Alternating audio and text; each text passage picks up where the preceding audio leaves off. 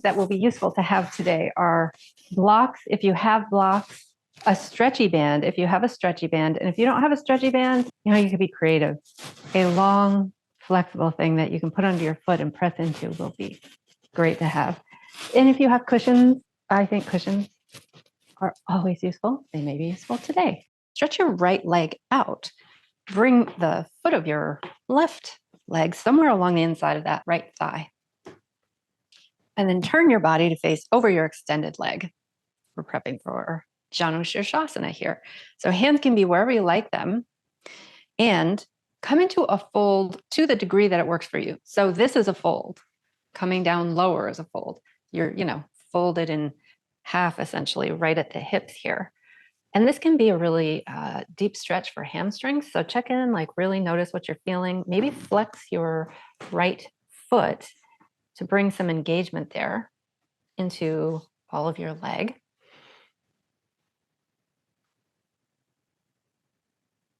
You might think about pressing the heel down on that extended leg too. So flexing that foot and pressing the heel down into the ground. It won't move, but it might feel different.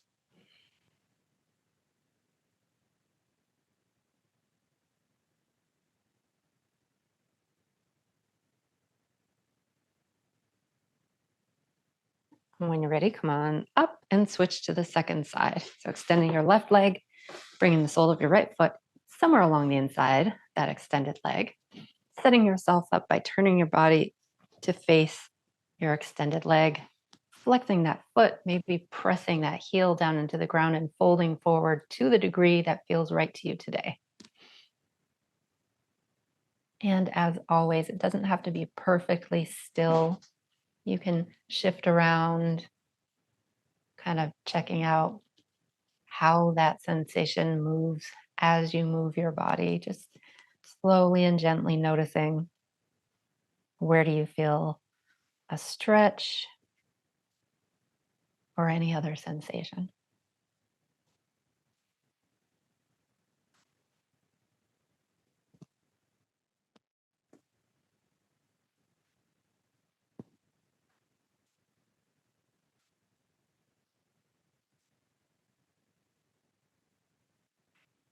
If you're folded forward, lift yourself back up and come into Dandasana with your legs in front of you.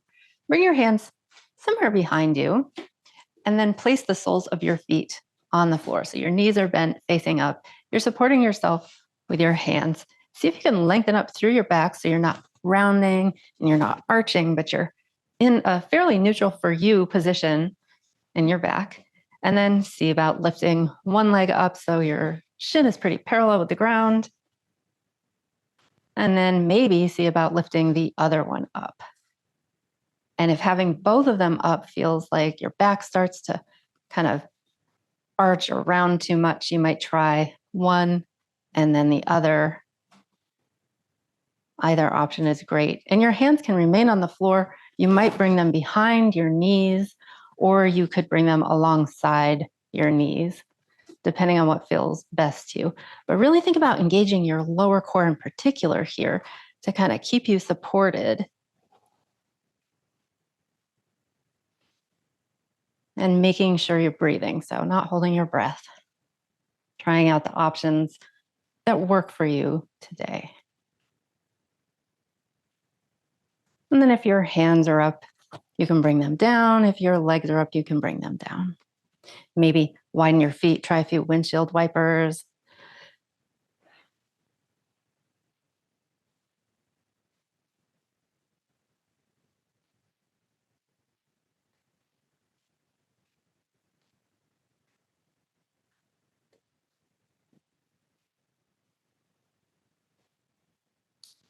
And then come back to center and try that posture again, boat or navasana. So your version of boat, whatever that means. Any of these options are great.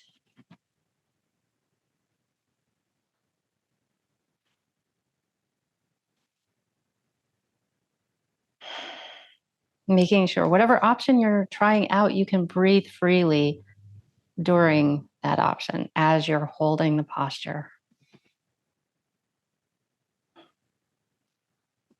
And sometimes I'll ask, like, how are the waters today? Maybe they're rough. I tend to start shaking after a while in this posture. And then if your arms are up, bring them down. And if your legs are up, bring them down. Bring your feet in front of you and widen them. And if you have a stretchy band or a strap of some sort, have that where you can reach it. Grab your strap and place it around the sole of your right foot. And take both ends of the strap in your left hand. Then bring that band around so you can place your hand on the floor. And I like to make my hand into a fist when I'm doing this. And I bring the band over the crease of my opposite hip here. So ground through your left heel and your toes can pop up off the floor. And see if you can not have so much pressure down on your right heel. And slide your right heel away from you. Straighten that leg. Then bring it back in slowly. And try that a few times. So you're pressing it away, bringing it back in, using the tension on the band to make this more challenging. And do that maybe 2, 3, 4, or 5 times, depending on how slowly or how quickly you're going. But try to do it in a controlled manner. So the band is going to be pulling, and you might feel that kind of wobble back and forth as you try to keep it pretty steady.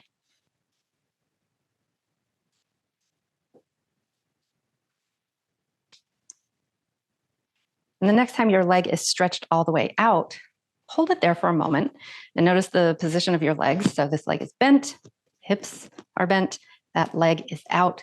And this is a version of Skandasana. We're sitting on our butts, but this is a version of Skandasana. Then bring your leg back in and switch sides. Place the band under your left foot this time. Decide how much tension you want. Bring your hand back around so you can support yourself. And then both heels pressing into the ground, and then lift that left heel up so it's still resting on the ground, but not pressing into the ground. And you can press more into your right heel. Stretch your left leg out. Bring it back in and try that again, like a bunch of times. It doesn't matter really how many, but just slowly moving. And if you don't have a band, you can do this by just like really engaging through your body, or you could use maybe a, what do you call those things? A scarf, a scarf or a belt or any number of things,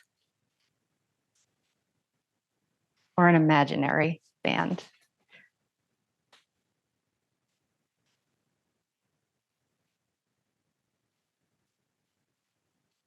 Next time your leg is stretched out, pause there in this version of Skandasana. So even the moving is Skandasana. A lot of times Skandasana will be done as a moving posture. You may take a really deep inhale and sigh it out.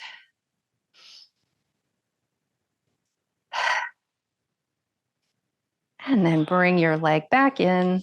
You can unwrap the band. And I think we're all done with the band, so you can toss that aside. And as you're ready, tip yourself over into a tabletop position. So hands and knees, Varmanasana. And from Varmanasana, really ground through your hands. And you can stay in tabletop, or you might consider coming up into a downward dog. So either in tabletop or curling your toes under, lifting your hips and coming into a downward dog. And from here, wherever you are, widen your feet. And if you're in tabletop, curl your toes under, and you're going to walk your hands back, lower your hips down into a deep squat. And you might place a block or some cushions underneath your hips, and only go so low as feels right to you. So you might be up here, you might be down here.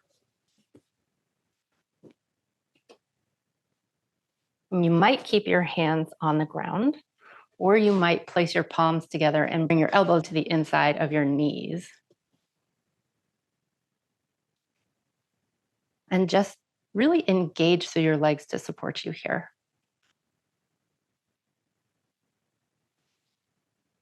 As you're ready, if your hands are up, bring them back down to the floor. Lift your hips and come into a forward fold.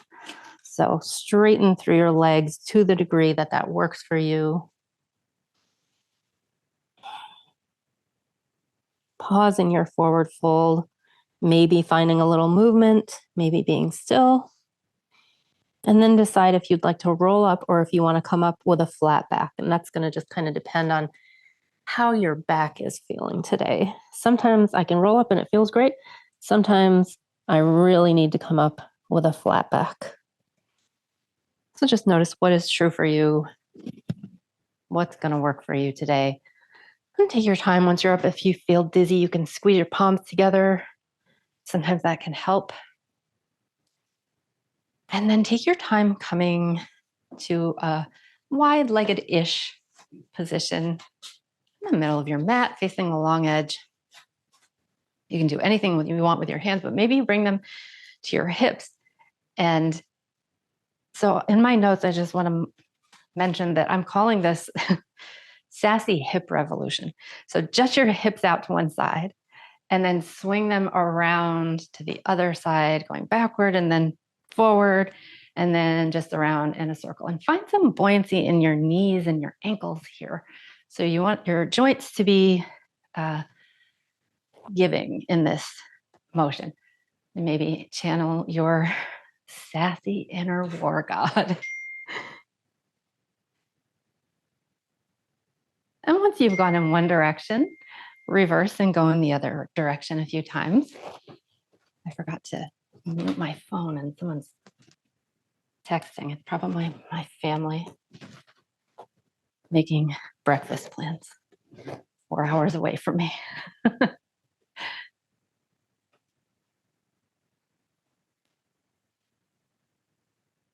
So once you've done that a bunch of times, come back to center. You might kind of shake things out a little bit. When you're ready, come into what for you feels like a wide-legged stance. And if you have blocks, you can have your blocks in front of you. They could be really useful in this posture. But once you're ready, like really ground through your feet. Think about pressing your feet down and squeezing them in towards the midline, lifting up tall. And then hinging from your hips to fold forward. You can bring your hands to your blocks, or you could bring them to the floor. Come into this half forward fold, Prasarita Padottanasana with a flat back. And notice what you're feeling. Maybe you feel a stretch. Maybe you feel that engagement in your legs. And again, for this, you might have your hands on your blocks and maybe you grab hold of them, or you can always have fingertips or palms on the floor for this. But begin to bend through your right knee, and you can turn your toes a little bit out for this. Walk your hands over towards that right knee that you're bending through. Hello, Skandasana. And then walk them over to the opposite side, straightening your bent knee and bending your straight knee. So sometimes people will say this is kind of like a spidery walk. And then move between bending and straightening legs, walking over to the bent knee, straightening the opposite one.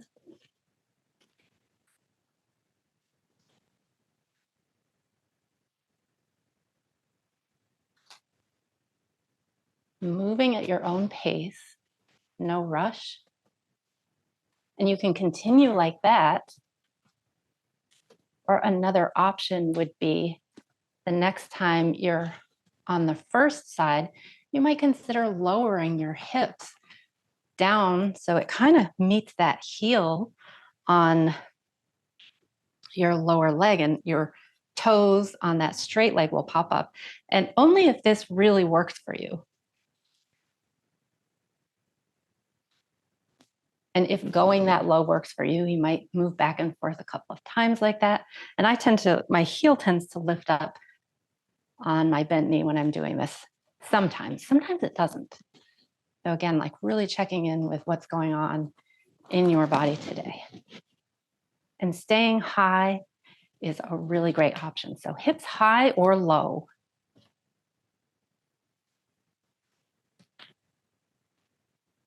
And then a third option that you might try, or you might not try, would be the next time you're over to one side, you might pause there and really feel into what's going on that side. And if you're down low, if your hips are down low and your body is starting to come upright more, you might try this out as a toe balance. So maybe just fingertips on blocks, or you might lift your hands, bring your hands into Anjali Mudra. Wherever you are, take a couple of breaths. I mean, keep breathing, but really pay attention to your breath. So can you breathe pretty freely? And if you're choosing to hold in that position, maybe take 1 or 2 more deep breaths before moving to the other side. And as you're moving, you can have your hands down, or you could have your hands up. That's always another option. And again, only coming down so far as really works for you. Only lifting your hands if having the support of your hands is not really like something that feels like you really need it today. So you might be down in a toe balance. You might be kind of up with your hips high. And for me, like, it's just a different posture. So I feel more in my inner leg as a stretch when my hips are high than when I'm down low. So just really notice, like, what in this posture is seeming to be really useful for you. And whatever you're doing, like, notice it's big work for all of those muscles around there. Even when they're stretching, they're working hard. So take another minute or so to explore whatever options are suiting your fancy today, whatever options are making you connect with your strength and your inner war god. And of course, we're not fighting physically, but there are lots of things in life that we fight for. You might consider all of your strengths outside of your yoga mat, all of the things you've fought for in life.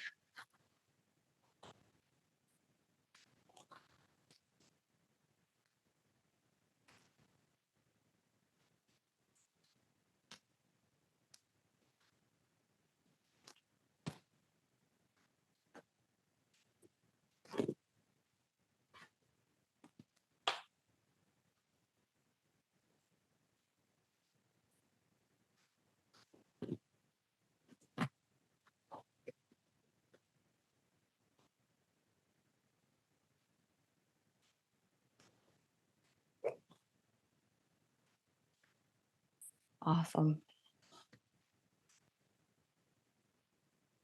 Whenever you feel like your inner war god is sated and you would like to come back into your wide-legged forward fold for a moment, go ahead and do that.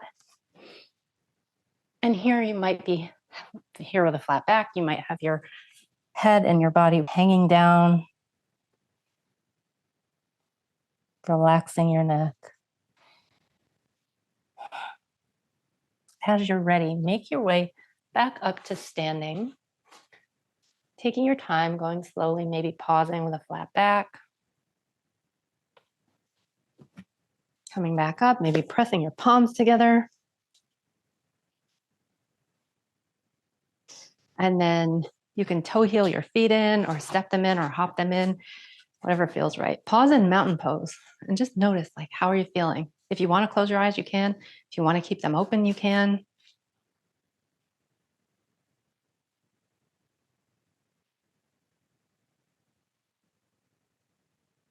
And maybe if you like horse lips, try horse lips. So a deep inhale and then fluttering your lips.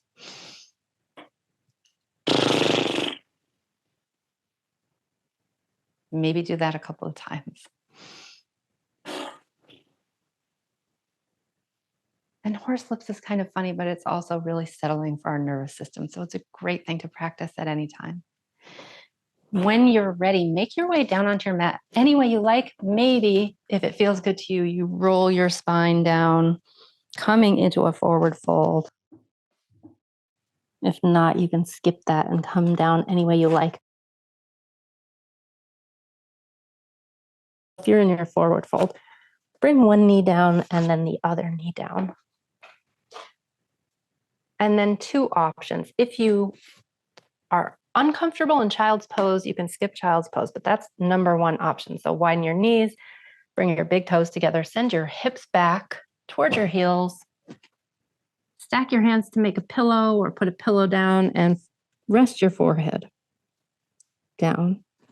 And if child's pose is a posture that you really, really don't like, it's totally fine. Many people don't. Have a seat on your butt. Bring your legs out in front of you. They can be together or apart, but find a comfortable way for them to be. And either bring your blocks or cushions underneath your knees, and then just kind of rest over your body gently and drop your chin to your chest.